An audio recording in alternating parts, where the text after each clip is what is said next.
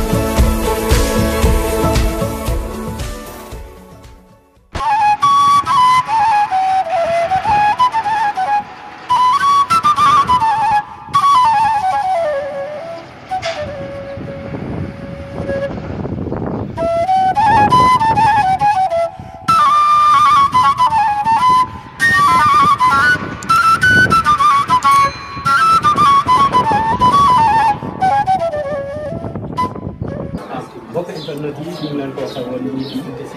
Baraka ci dalal leen champion bu nekk nag Omar Cissé borom bergerie Omar ñu lay nuyu baax di jaar waaw daa maa ngi lay fay di leen nuyu yéen ñëpp di kontaan bu baax di leen baax yàgg nañ ko wàññi yàlla ko yàlla doon jëlal daal ah jërëjëf di kontaan aussi kontaan aussi si dalal bi nga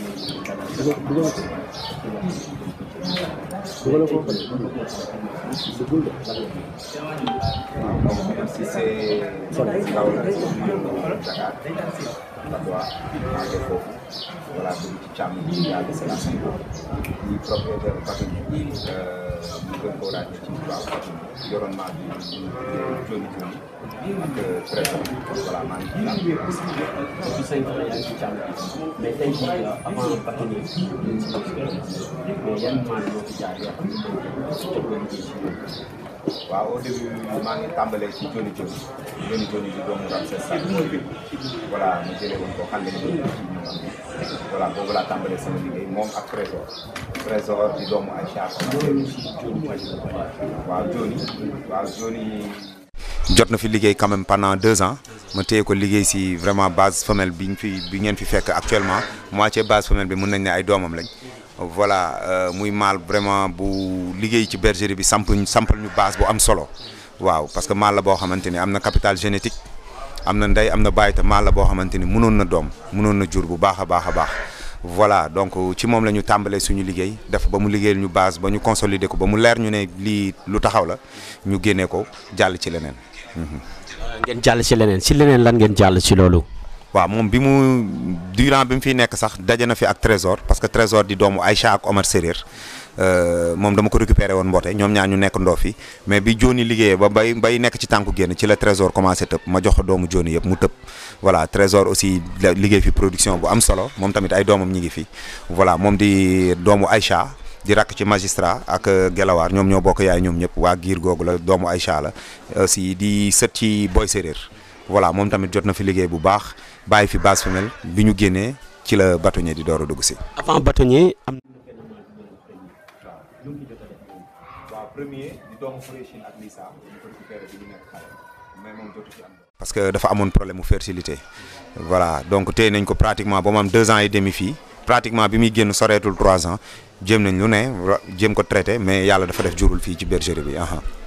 après tey jii nga jël benn mâle bu ñu naan bâtonnier.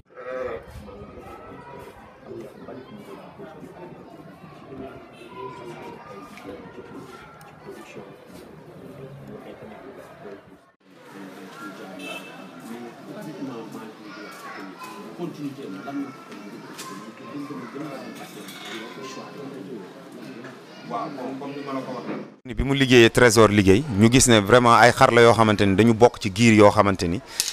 liñ leen gën a di bàkkee mooy LCS mooy longueur cervico-sacrale parce que ku xam Ramsès xam Aïcha di nga xam ne ñaari xar yooyu ay xar bokk nañ ci xar yi gën a gudd Sénégal voilà te dañ koy produire seeni doom dañ koy produire giir googu yaakaar naa ku ciy liggéeyal LCS boo jëlee seen ñaari doom yu góor dëpp ko croiser leen di nga mën a fixer LCS boobu donc ñoom bi ñu liggéeyee LCS boobu ba mu dëggu ba ñu gis ne vraiment feeñ na ci suñuy xar il nous fallait que ñu am xar boo xamante ni dafa bokk ci giiru hauteur te daf koy produire yàlla def nag période boobu ñu nekk di wut maal di commencé di ko bàyyi xel parce que premier moo waroon liggéey loolu yàlla def mu am problème mu fertilité ñu commencé di wut maal boobu bâtonnier ci la juddu donc bi mu juddoo voilà à la naissance ñu gis ko jéem ko laaj grand bi abukan mais ça c'est pas fait abu ne daf koy téye moom la porté choix téye ko pour relève magistrat bon ñu topp ko nag sonal ko trop sonal ko lool sax ba bi muy am 15 mois finalement il a décidé mu cédé ñu ko voilà donc bâtonnier dañ ko jël pour yokk suñu xar à tout point de vue parce que ñun xam nañ ne non seulement bokk na ci giiru hauteur mais aussi LCS boobu bu ko yokkul du ko wàññi parce que doomu magistrat te magistrat doomu Aïcha la donc voilà moo tax ñu récupérer ko bi mu ñëwee commencé liggéey à 15 mois bi muy am 20 mois premier produit yi wàcc fi bi ñu analyse bi ñu xoolee production bi gis ne vraiment xar la boo xamante ni LCS bi ñu doon yaakaar sax daf ko yokk ci suñuy xar voilà yokk na hauteur yokk na caisse yokk na doole yokk na beauté te yokk na LCS voilà. donc mën nañu ne daal moom homogénéité vraiment la ñu retrouvé ci production bi waaw. ñu doon xar boo xam ne comme ni maanaam lépp lu soxla ci xar mais tey jii ba tey yóbbu bergerie Baraka sori ak tey jii bergerie bay 5 ans ñu ko waxee dem ci càmm bi mais tey jii bokk na si bergerie yi gën a bokk na si bergerie yi gën a bergerie yi référence mais tey jii nga jël choix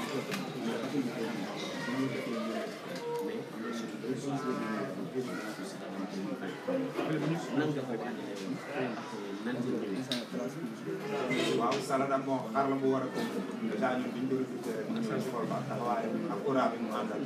voilà ñun comprendre nañ ne xar bi xar la bu war a concours parce que c'était la première fois ñun tamit ñu dugal maal concours donc ñu commencé dès 15 mois vraiment ñu bàyyi xel loolu liggéey moom di ko bàyyi muy liggéey di ko bàyyi muy màgg naturellement mais xamoon nañ ne objectif bi xar bi tôt ou tard Saladam concours bi yàlla ko jàmm donc bi ñu duggee courant 2019 ba dem mois de juin voilà foofu ñu gën a accentuer préparation bi commencé ber ko di ko jox muy lekk yokk lekkam waa ñu tëdd comme naturellement rek bàyyi ko ci baax yi ak xarit mais mi ngi doon liggéey ñu ne ba mois d'octobre nag on a décidé de le ko ci kaw parce que dañu am ay box ci kaw fii All Black nekk d'ailleurs voilà yéegal ko foofu isolé ko pour préparer ko pour concours Saladam bi à 3 mois mais yàlla def bi ñu yéegee foofu xar bi il s'est pas adapté voilà bi ñu yéegee mois d'octobre vraiment xar bi commencé ñu yéegal ko rek mu commencé daal di xiiboon stressé wu voilà nangootul lekk voilà et tout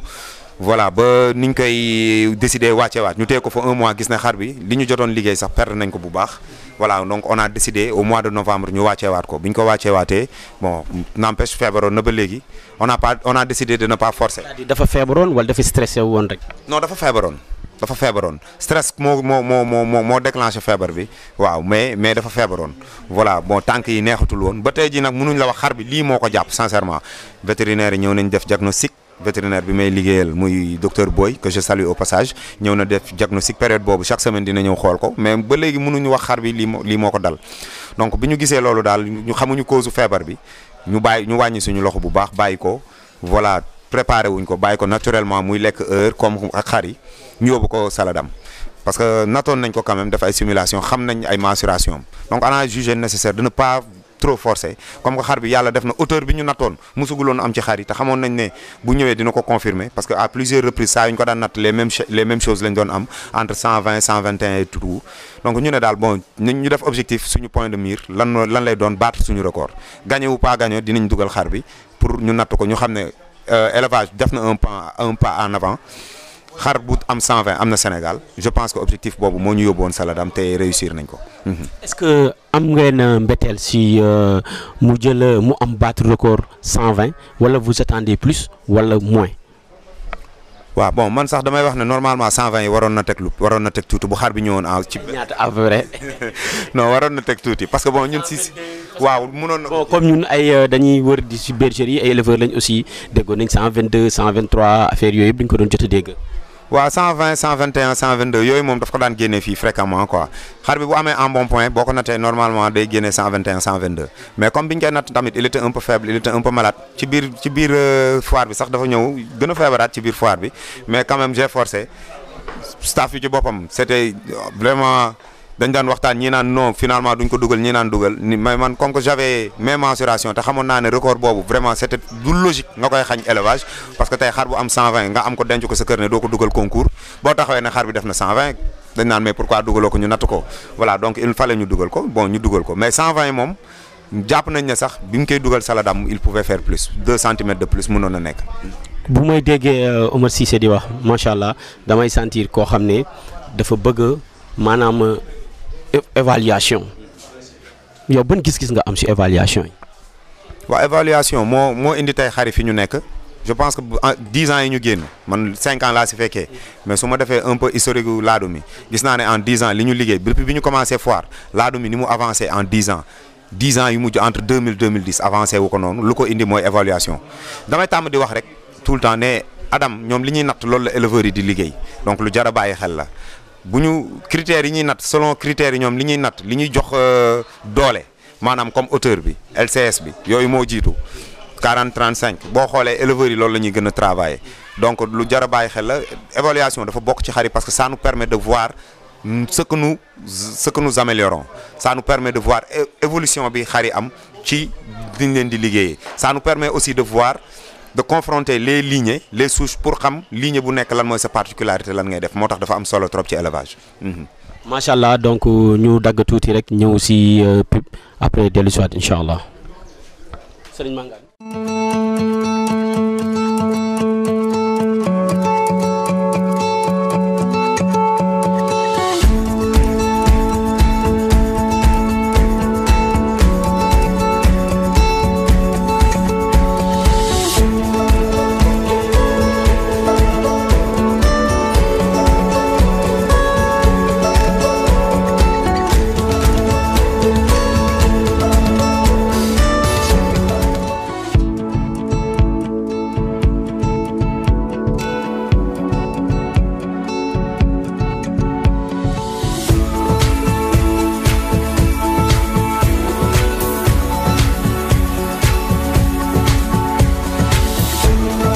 salaamaaleykum mbokku internet bi yéen ñiy suivre seen YouTube Mbarmi TV ñu ngi leen di baalu ak yéen ñëpp di leen baal ak di wax ne namoon ngeen ñu mais ñu ne namu nañ leen tey jii ñu ngi ci bergerie Barka bu Omar Cissé parcelle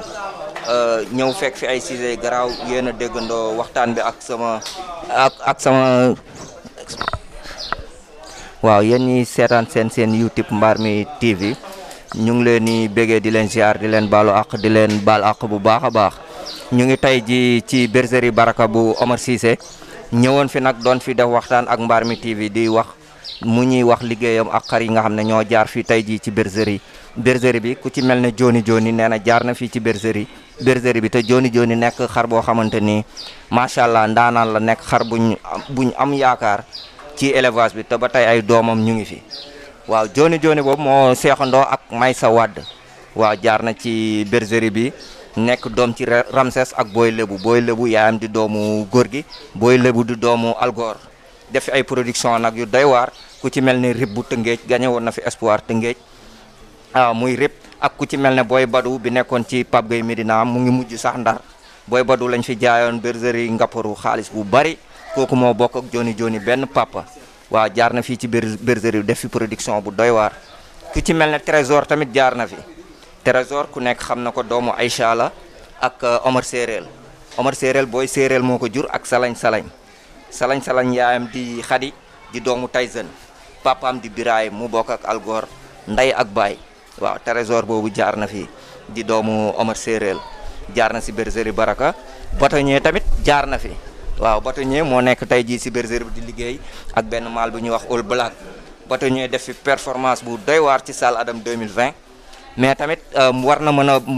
warul jaaxal nit ñi auteur bi mu am warul jaaxal nit ñi kan mooy papaam Magistrat kan mooy yaayam Linguère moo fi njëkk a nekk femelle bu fi mesuré 102 hauteur Salle Adam 2013 boobu xar yaa ngi am 95 ñi xar amagul 100 sax ñii 95 ñii 90 ñii 98 waaw Linguère yaayu bâtonnier ñëw njëkk a def 102 hauteur waaw kon njoolaayam bi warul jaaxal nit ñi kan mooy papaam Magistrat kuy baayam Cheikh Diop waaw Cheikh Diop moo fi njëkk a def performance su hauteur si Salle Adam muy 2011 ndax bi ñuy natt xar yi ci émission xar yi 2009 ñu ngi amoon hauteur 110 muy Mandela Ndaanaan 109 Mandela 110 ñuy wax 110 mais bi ñu ñëwee 2011 Cheikh Diop da kaa teggi ñëw tegal leen 112 hauteur 2011 amaatuñ 112 amuñ 113 mais bi ñu ñëwee Salle Adam 2016 si la record bi soog a daanu 4 ans la ko téye 2011 ba 2016 la ñuy soog a am hauteur 2016 la ñuy soog a am hauteur 113 mu nekk ci Kinfat ak Zalatan waaw te ko kon maamam Cheikh Diop moo fi njëkk a battre record boobu waaw muy 2012 bi ñu ñëwee 2020 bâtonnier di doomam ñëw def hauteur 120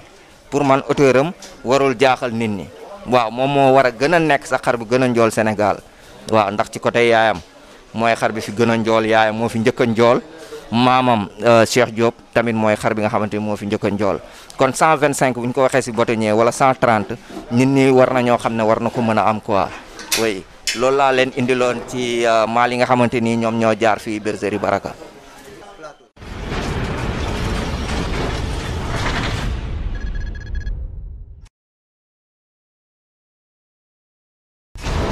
mbokk internet yi gannaaw passe publicité ak sama expert waxtaan bu am solo maa ngi koy jaajëfal muy Serigne Mangal l'expert donc duñ def rek lu dul dellusiwaat ak Mbarmi TV waxtaanaat continuer suñu waxtaan ak ki nga xam ne mooy Omar Cissé di fàttali ne ñi ngi bergerie Baraka unité 16 ans Parcelles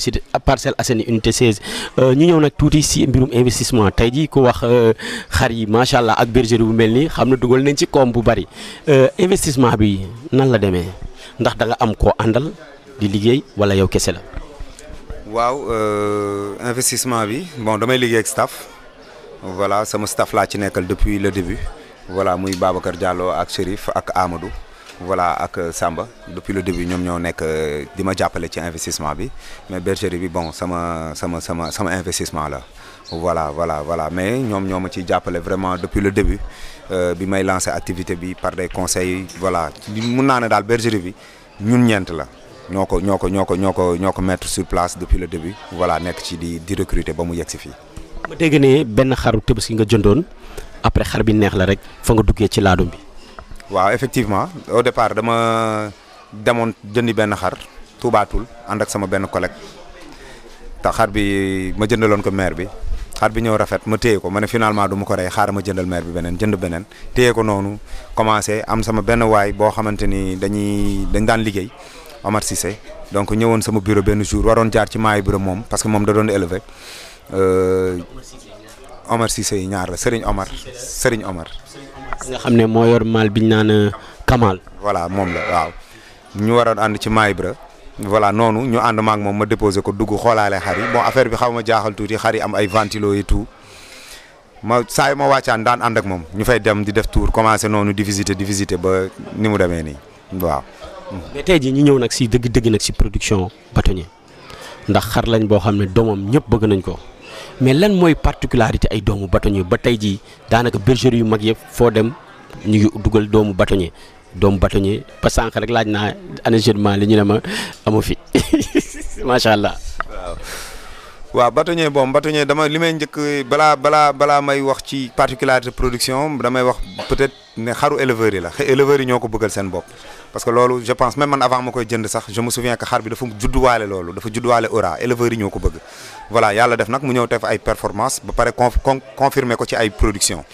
voilà particularité man damay tàmm di wax xar bi c'est un raceur parce que particularité am leen la mooy moom ni mu mel noonu lay jur te moom da xar bu neex a bëgg la donc bu dee moom day juraat boppam facilement donc nit ñi dañuy bëgg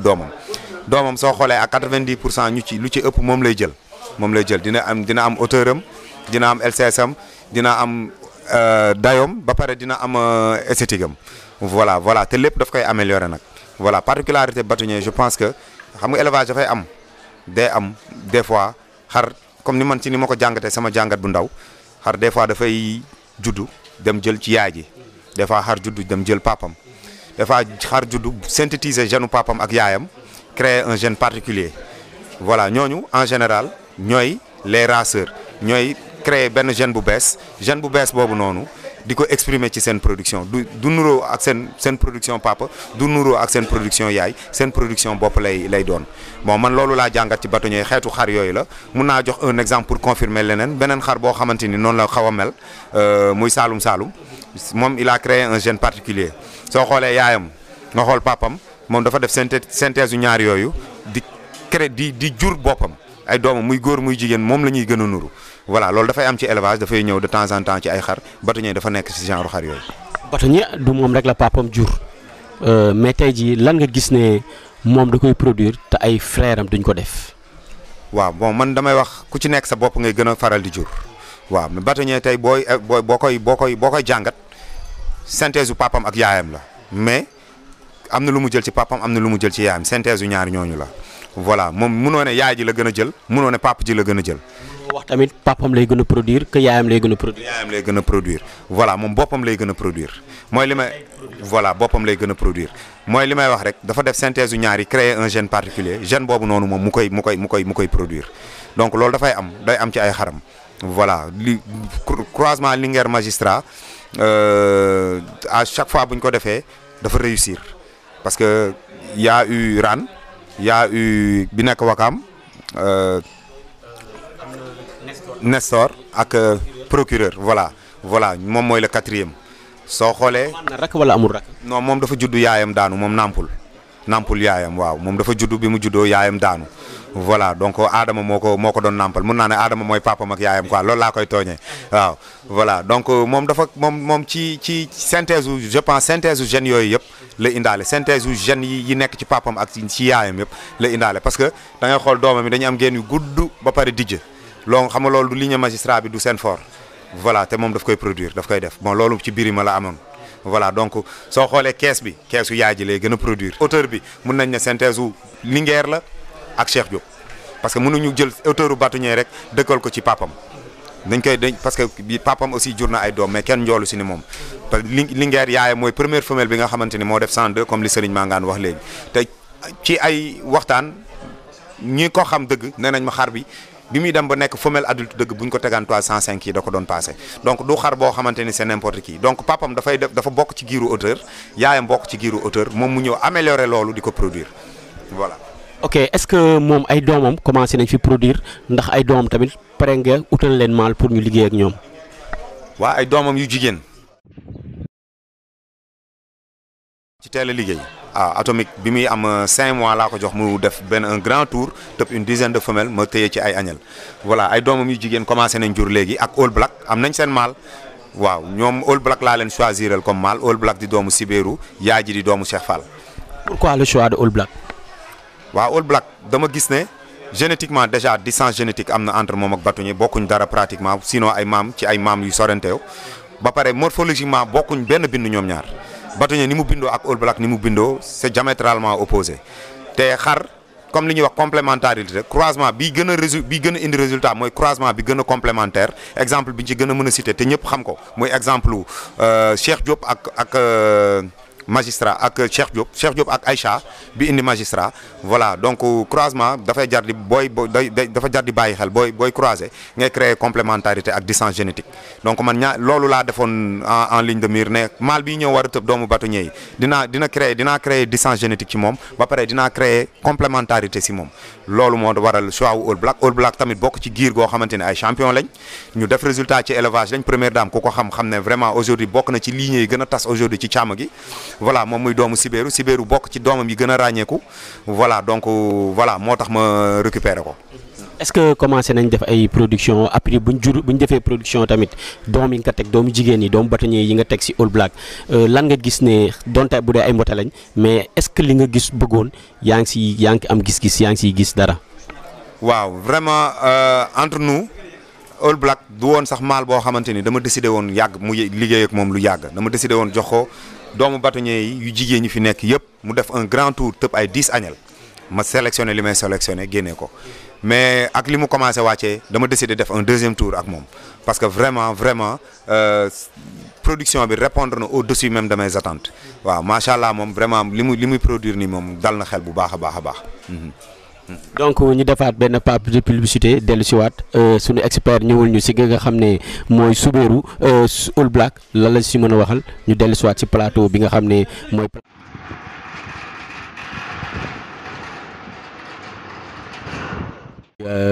Omar Cissé yàggul na ci ndax 5 ans xaw na yàggul mais macha allah mi ngi def ay résultats yu am solo di def ay.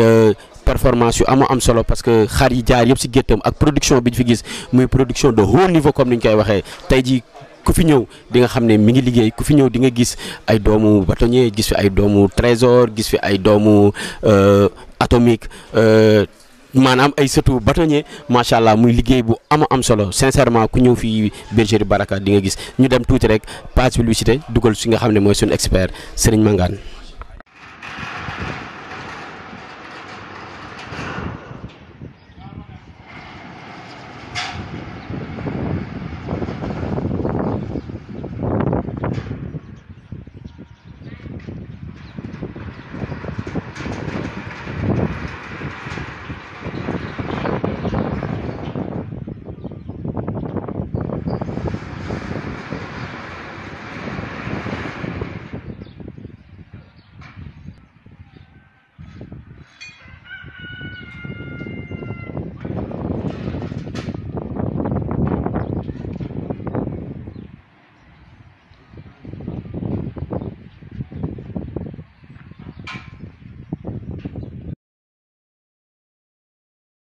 oui macha allah waaw mbokk internet bi waaw yéen a dégg waxtaanu Omar Cissé ak Reporters sans frontières Dada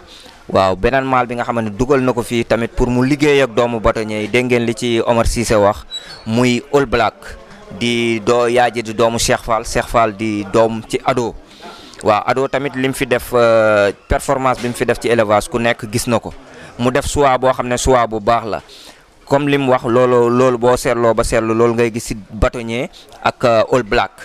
bokk ñoom ñaar seen morphologie bokkul ñoom ñaar muy All Black ak bâtonnier dafa indi All Black pour mu complet ndax All Black boo xoolee papaam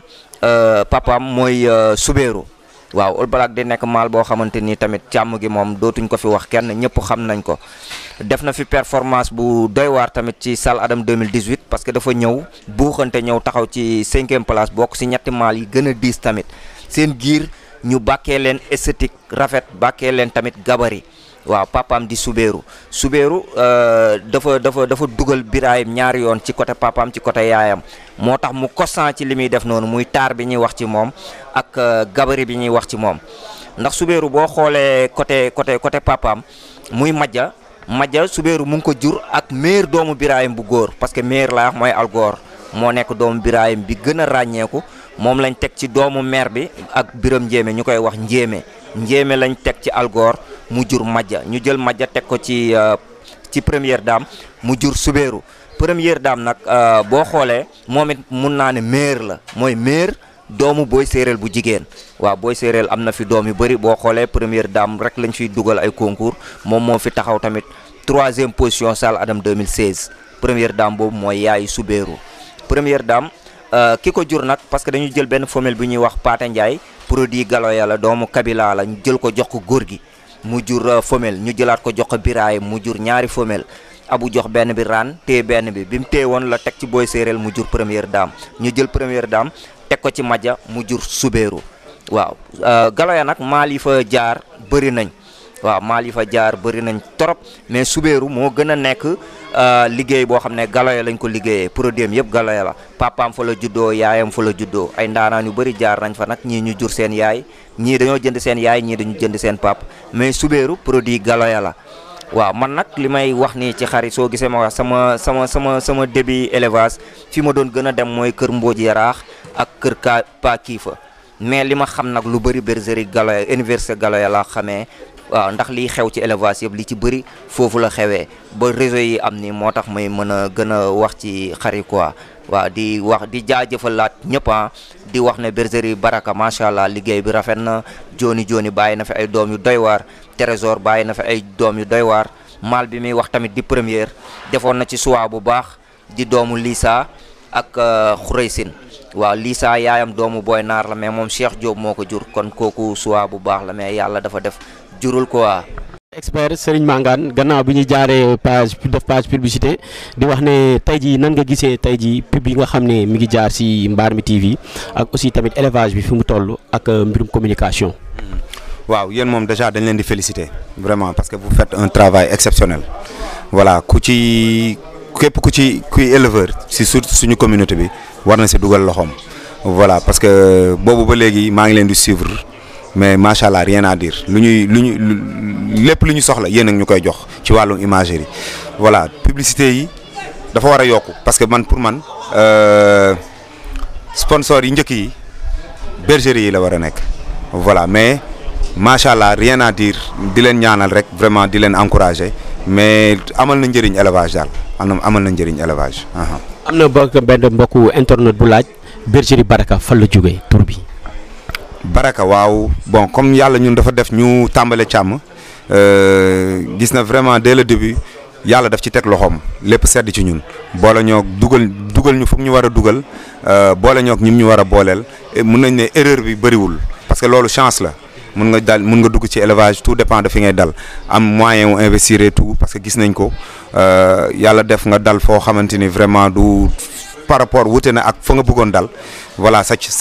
investissement yaaxu mais ñun ñu gis ne vraiment yàlla dañ ci dugg yàlla boole ñoo vraiment ñim ñu war a booleel teg ci loxo lépp sedd ci ñun ñu ne yàlla mi ngi teg loxo ci suñu activité loolu moo waral bergerie Baraka bi ñu gis ne bergerie bi am na baraka ñu tuddee ko bergerie Baraka. bergerie Baraka yàlla gën a am baraka mais tey jii am na feebar bu lëmbee àdduna boo xam ne tey jii mais lu tax ñu si dugg ku wax bergerie Baraka wax day am ay visite parce que éleveurs yi dañuy dem di dikkalante ndax ñii ñëw ñi ngi jël ay mesures barrières comme ni ñu ko digalee ndax tamit ñi ngi moytu di jàppalante ba nga xam ne kenn du mën a lor sa morom. waaw ñun bon li ñu ciy wax sax parce que au début bi épidémie bi commencé bergerie bi dañoo tëjoon bergerie bi mais bon avec la situation maintenant ça fait 4-5 mois mi ngi ci dëkk bi te on est tous des passionnés on a été obligé ñu ubbiwaat bergerie bi mais jël nañ ay mesures de sécurité ku ñëw ci suuf di nga fa fekk ndox boo war a raxasoo et tout boo yéegee aussi tamit ñu ngi fi ak ay gel et tout ñu ngi def tout tamit lu ñu mën pour respecter loo gars yi distanciation bi di leen solo masque di leen gën a ñaax nag parce que c'est pas facile parce que nit ku ñëw déplacé wu ñëw ci yow am na noo xamante ni doo ko mën a teeroo nit ñi rek ñoo war a gën a góorgóorlu bàyyi xel loolu ne bu ñuy dem bërëb am na ay mesures de sécurité yu ñu war a jël auparavant voilà bu ñu duggee ci bërëb aussi tamit am na une certaine distanciation bu ñu fa fekk bu ñu war a respecter en plus di leen ñaax aussi ci ñuy sol seen masque voilà parce que man il m'arrive des fois ma toog nit dugg si solul masque ma am kersa wax ko solal masque voilà damay def tout di ko daw di ko éviter ba ni muy ñibbee dañuy gën a ñaax nit ñi rek ci seen i déplacement bu ñuy génn ñu sol seen i masque waaw. tey jii bergerie Baraka tey jii ñëw nañ gis fi mbooloo mu takku macha allah ñëw si bés bi maanaam bi nga xam ne ñi nga ànd ak yow si tey jii si bis bu tay bi mais tey jii yaag éleveurs yi sa mbokku éleveurs yi lan mooy seen relation. waaw jàmm ju bëri vraiment mun naa ne ak teraanga ju bëri parce que éleveurs yi moom waaw tàmbalee ko ci yéena jàmm ju bëri lañ seeq ak teraanga ju bëri damay sant yàlla bi ma dugalee ci càmm parce que vraiment bi ma ci duggee léegi mun naa ne sama xamel yokku na bu baax te ci lu baax la yokku voilà relation yu vraiment ay relation fraternelle laa am ak éleveurs yi voilà moo tax tout le temps boo ñëwee gis nga fii c'est comme ça du lundi au dimanche voilà matin et soir bu ma fi nekkee bu ma fi nekkul bergerie bi des fois day dimanche yi sam week-end yi ça refuse du monde waaw di sant yàlla nag parce que damay wax rek man éleveurs yi ñoo ma bëggal seen bopp. voilà dul sax lu ma leen ji mais éleveurs yi ñoo ma bëggal seen bopp dama koy sante yàlla rek mais jàmm ju bëri laa seq ak ñoom. tey jii bergerie Baraka ñëw naa fi laajte añal ñu ne ma yi ñu doon joxe yëpp jeex na demande bi ndànk mënatul satisfaire wala parce que bon car macha allah yàlla na gën a yokk mais man loolu daf maa jaaxal.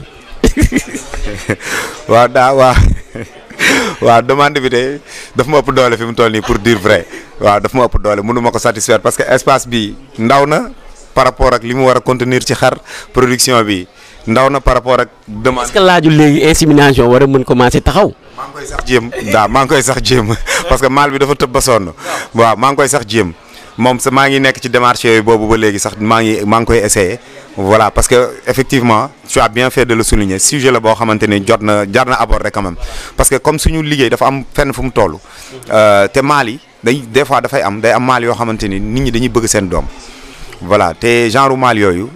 dañuy amal njëriñ élevage bi donc dañu war a def tout pour préserver leen parce que patrimoine la waaw donc dafa jot instant bi nii insémination boobu ñu trouver des voies et moyens nécessaires pour contourner schéma bi ñuy tàmm di def le schéma naturel mooy les saillies naturelles parce que day sonal maal te maal bi aussi tamit mun na dem ba dootu fi nekk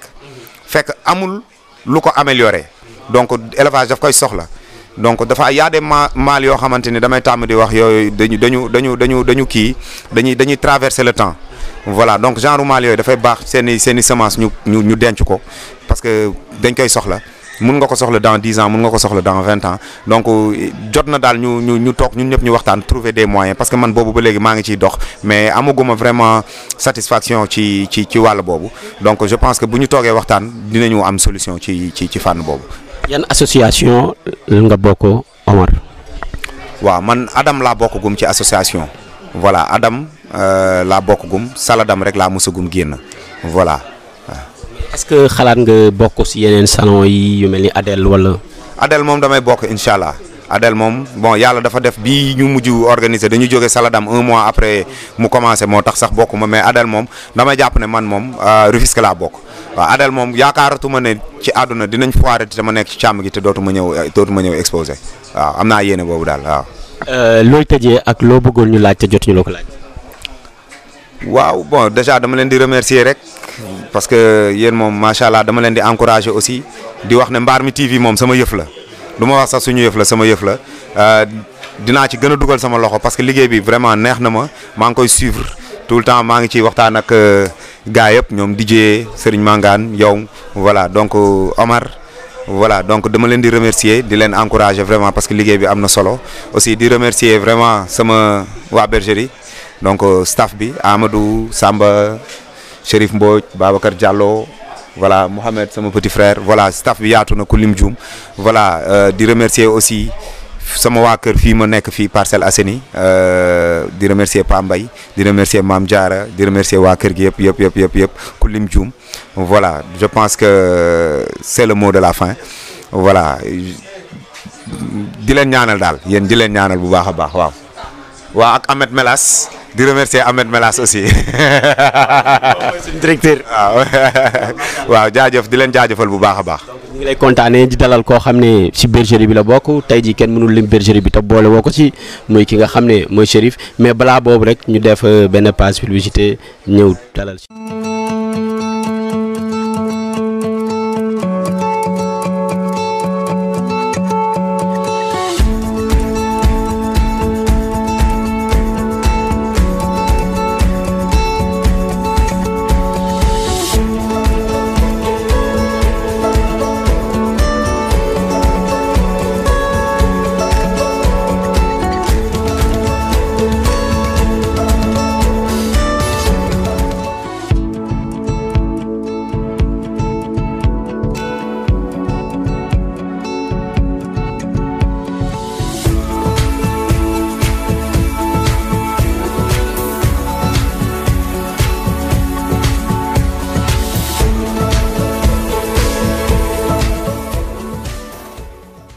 internet yi ñu dalal koo xam ne kenn la si ëxlu élevage kenn la si bergerie Baraka ñu koy wax Chérif Mbodj ñu ngi lay nuyu bu baax di la ziar.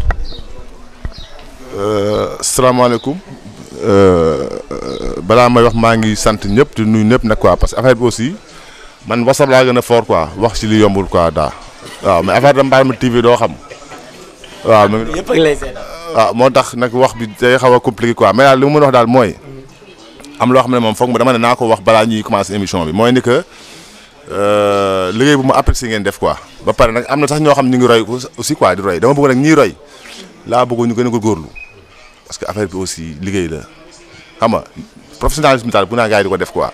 ñeneen ñëpp nag ñu ngi liggéey wax ma kenn liggéey ñëpp ñu ngi liggéey mais ma bëgg ñu gën a góorgóorlu am na ko jiitu am na ko si topp Mbarmi TV moo fi nekk waaw loolu moom dafa leer quoi loolu laa xam ne bëggoon naa ko njàmbaas rek pour fans yi ñu bàyyi ko xel. seen si Chérif yeeg Mbarmi TV macha allah léegi ñu ñëw nag tuuti fekk nañ la bergerie Baraka nga bokk comme ni ko Omar waxee nga bokk si staff bi mais yow lan mooy sa rôle si bergerie Baraka. sama rôle avant tout Omar c'est un frère ah Omar ñoo jurandoo ñoo yorandoo quoi avant xarit la quoi loolu Omar sama rakk la sama frère la yàlla moo ñu boole depuis bu yàgg avant ñun suñu parents yi la woon quoi donc muy man muy moom kenn ku nekk fu nekk si dara kenn da ko ciy fekk quoi yàlla def na aussi maa ko jiitu ci xar yi maanaam maa ko jiitu man ak Babacar Diallo ñoo ko jiitu ci xar yi mu ñëw fekk ñu si yàlla def ni xar xam nga xar rek moom day gën a boole bon voilà moom noonu la demee quoi mais Omar c'est un frère du affaire bi famille la quoi bergerie Baraka c'est une famille pour nit ñi xam ko nag moom famille la man Babacar Omar ñu ñoo dëkk ñoo juddandoo ñoo yarandoo ñoo màggandoo bergerie Baraka c'est une famille waaw donc mu ngi noonu quoi noonu rek la demee. mais yow tey beneen saa yi damay jékki-jékki gis Chérif sànni xeer la ma lay sànni xeer fajar teel nga dugal ñu bato ñi commencé mbaxal wala suppu kànja xaw ma nan lañ koy tuddee. waaw mais daa batuñee du mbaxal ah. batuñee yàlla moo def xam nga yàlla fa far ak yow da lay dénk batuñee donc ñëpp a ngi yar nag mais yàlla moo far ak Baraka quoi yàlla moo ñu dénk batuñee parce que quelque soit alpha aussi 120 luy doog a am la du caaxaan quoi luy doog a am la te batuñee fa na ko jàkk sa xol day sedd quoi su dee da ngay yar quoi donc man damay wax rek ne batuñee moom xar fu duggee sa loxo da ngay sant yàlla julwaat ci yonent bu baax sallallahu alayhi wa sallam parce que du xaru du batuñee du magistrat du Cheikh Diop du Mourid du kenn si ñoom dafa jël yoonu boppam quoi bëri na xar boo xam ne fu ñëwee si jamono noonu lay demee jamono ju nekk ak la ciy xew daa billaahi maa la wax lii batuñee moo fi nekk mooy xar bi nekkul beneen xar du xar yëpp ay kuy lañu moom du kuy moom leneen la. waaw leneen loolu tey Serigne Mbodj dig ma ko wax. non mais daa fu ñu waxee di nga am na 333 yonent Muhammad moo fi nekk sallallahu alayhi wa sallam xar yi bëri na bari mooy xar mi du moom xar yi ay xar lañu moom leneen la nañ ñaan yàlla rek mu gudd fan xam nga mu gudd fan ba ñu ñëpp mën see jëriñu parce que kaay ma wax la nag xar toll woon ni fas de xar toll woon ni fas maa ngi koy wax rek keroog bari moom fas la bokkul du xar fu natt xar yi ne natt bari natt ko neneen bokkul ak xar yi même jur bokkul ak xar yi. benn dafa ëpp ci xar de. ah mais daa loolu am na wax naa ko fii ñu ne ma Pa Daouda maa ko waxoon ci benn groupe ndajam boom paaka fu amee mu ngi nii du 120 du 121 du 122 du 123 xam nga damay wax nag ci micro laay waxee gars yi di ma seetaan du 120 du 121 du 122 du 123 du 124. wala 100 bu fi tuddee 125 de loolu moom du ma ko fay. jour bu fi juree 130 mu bett kenn. nga ne. jour bu fi juree 130 wala doom jur fi 130 du bett kenn xar bi am 130 day bokk ci batuñee wala bokk ci ay giram. looy tàggoo ci Mbarmi TV. lu may tàggoo ci Mbarmi TV mu lay wax rek affaire de professionnel la quoi affaire de professionnalisme dama bëgg ci lii parce que affaire bi rek bëri na ñu koy def waxuma di nga nag une fois de plus waxuma ñeneen ñi aayuñu mais ma ne nañu roy ci Mbarmi TV parce que affaire bi jaar na yoon matériel baa ngi fii liggéey bi da ngay ñëw sax da nga lay orienté naan la nii nga war a toogee nii nga war a defee nii xam nga dafa jaar yoon quoi am ñeneen ñu fi jaar nag mais ragal fit day wàññi wërsëg man Chérif Mbodj maa wax loolu sama baat ni poto Mbarmi TV laa faral te parce que moo fi nekk te du ma faral man ànduma ak nit parce que liggéeyoo quoi man damay ànd ak kuy liggéey yéen dama leen ñaan yàlla quoi ba pare ay ndaw ngeen di wax ne mais xool adam bii passé rek daa lii mosu fee am quoi Aboukan ci boppam moo waroon jël affaire bi ñëw jox leen diplôme nee leen yéen a fi ne man waruma ko wax moom moo ko war a wax wasalaam. jërëjëf donc ñu ngi noonu xam naa ne dañuy def tour de table incha allah ñu détourné waat dalal nañ Chérif Mbodj ñu waral dalal beneen champion boo xam ne si staffu bergerie Baraka la tudd muy Diallo ku tudd Omar gis ko si wetam ñu ngi lay nuyu champion. di la fay bu baax daa di leen jaajëfal bu baax waa Mbarmi TV ci seet si bi ngeen ñu seet si tey di rafetlu aussi seen liggéey bi ngeen di def macha allah. tey jii lan moom mooy sa liggéey yow si bergerie Baraka ak seen staff bi. waaw fii moom comme ni ko Chérif waxee sànq rek ñun équipe lañu rek quoi amuñ sax ku nekk kii mooy def lii kii mooy def lii kii mooy def lii ñun ñëpp la ñuy def ñun ñëppay def lépp donc ci recrutement yi ci téye xar yi ci croisement yi ci lépp ku ci nekk da ngay joxe sa xalaat rek parce que ñun du xar moo ñu boole dañu yàgg ànd depuis ay xale ba léegi ñu màggandoo bokk même quartier donc yàgg bokk ci lu bëri donc xar yi daf ñu ñëw fekk si ñu rek donc amul kii mooy def lii amul kii mooy def lee ku ci nekk rek loo si mën a jàpp rek da nga siy jàpp bon yàgg nañ ci xar yi nag apporté nañ ci suñu expérience apporté si suñu soutien ba bergerie bi toll fii ci ndogalu yàlla. yan seede ngay def si seen xarit seen rak Omar. waaw Omar moom jàmbaar la man lu ma koy seede moom jàmbaar la te ku am pas-pas la ku nit ku am fit la aussi xam nga bi ñuy dugg ci xar yi lu ne dégg nañ ko. am na yoo xamante ne aussi nit boo amul fit am gëm-gëm aussi doo ko def te boobu ba léegi gis nañ ne li mu def yëpp gis nañ ci résultat parce que xar yi boobu ba léegi boo xoolee diir bu gàtt bi ku ci dem ba liggéey si lu toll ni qualité bi am fii si bergerie bi bëriwul ci mbaar yi donc loolu yëpp liggéey la abnégation te koo xamante ne la tout le temps dafay nangu gëstu dafay nangu day joxe dafay joxe à 100% ci lépp waaw heure boo ñëwee ci mbaar bi fi nga koy fekk moo fi njëkk moo fi mujjee donc loolu moom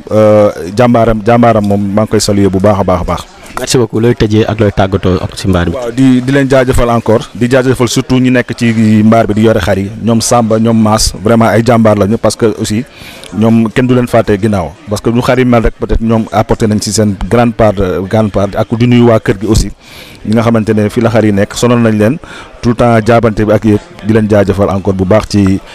teew bi ngeen teew fii. merci beaucoup Grand Diallo di kontaan bu baax di wax ne champion mag ñu ñëw nag dalal ñi nga xam ne moom mooy yor xar yi tey jii ku wax bergerie Baraka wax bâtonnier daanaka chaque jour moom moo fi nekk moom moo ko yor ba mu ñëwee si biir si foire ba mu ñëwee si bergerie Baraka ba léegi ñu ngi lay nuyu champion nga waxaat nga indilaal ñu tur bi. waaw maa ngi lay fay daa man la Samba Ndiaye. waaw. Samba borom bâtonnier. waaw. tey jii macha allah lépp fi la fekk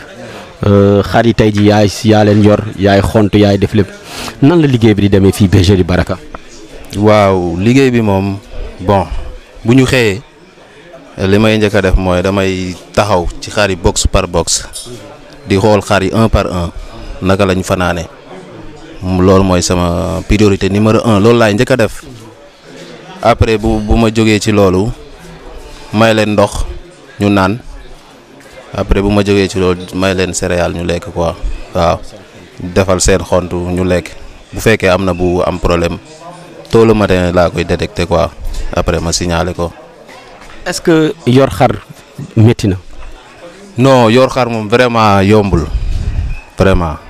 du lu yomb wax dëgg yàlla parce que dafa bëri ay détails yoo xamante ne nii ñu ngi ci biir yooyu moo ko mettil quoi vraiment. yombul quand même yombul du maye ndox ak aliment ak ngooñ kese mooy yor xar am na ay détails yu bëri yoo xamante ne ni muy ci biir loolu moo ko jafeel waaw. yor benn maal bu mel ni bâtonnier ñëpp bëgg ko ñëpp di fi ñëw loolu nan nga koy dundee. bon di ko dundee au léger parce que lu ñëpp bëgg moom nga yor ko nga téye ko yombul mais da ngay gérer rek kenn ku ñëw. nga won ko xar bi présenté ko comme il se doit nit bu jógee seet si la rek dafa am noo ko war a gérer quoi bu ñëwee won ko xar yi normalement wax ak moom waxtaan ak moom ba heure demam jot nga bàyyi ko mu dem quoi ngeen ñaanalante. champion bâtonnier ab champion All Black xar yu jafe yar lañ wala xar yu jafe yor lañ wala yu jafe ñu yor. non pour man nag bâtonnier jafewul yor parce que vraiment bëriwul problème quoi xam nga xar moom bu lewetee rek ay mbiram day xaw a yomb par contre óol nag moom xaw na saay tuuti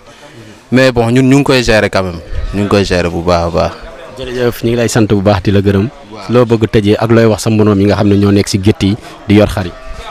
waaw li may tëjee mooy li may wax sama morom yi ñi nekk ci mbaar yi mooy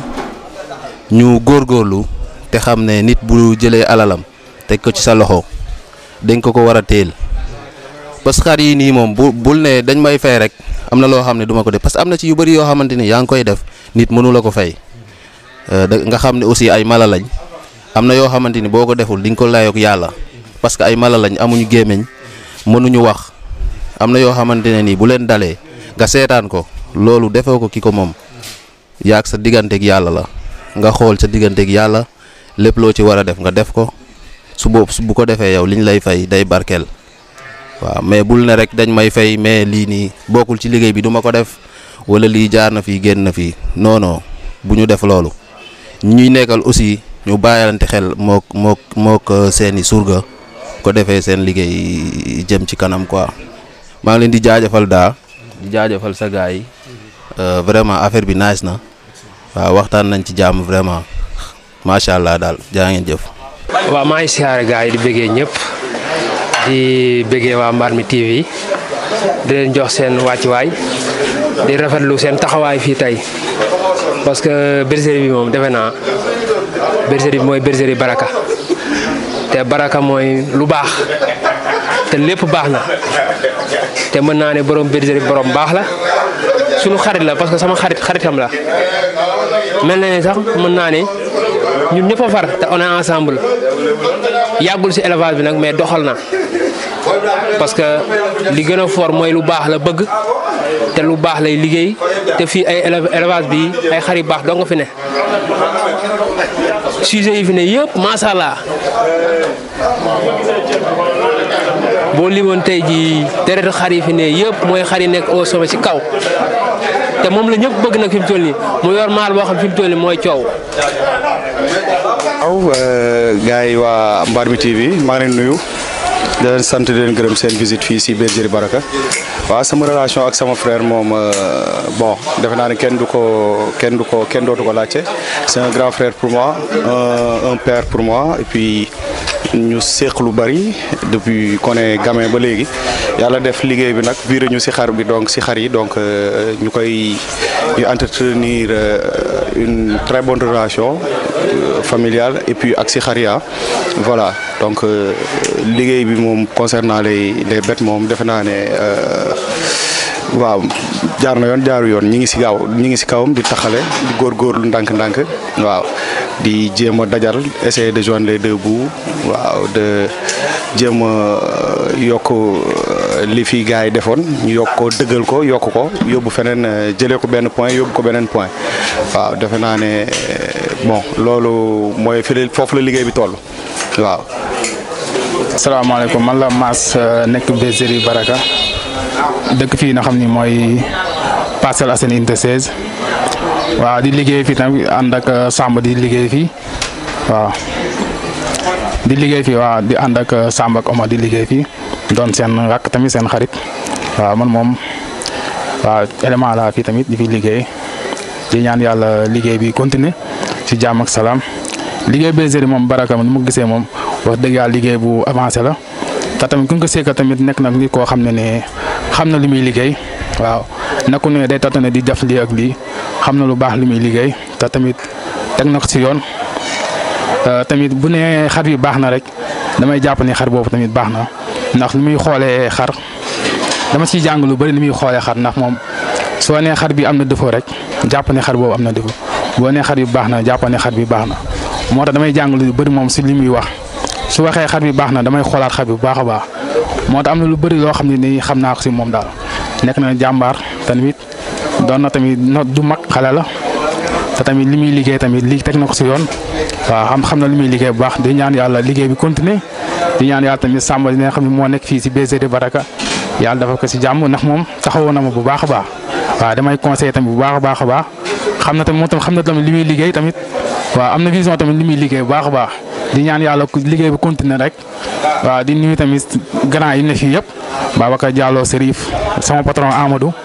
waaw grand ñëpp daal waaw Mouhamed tamit ñëpp waaw liggéey bi daal yàlla na continuer waaw di ñaan yàlla daal liggéey bi am barke daal waaw jaayef tey sama gaay yi.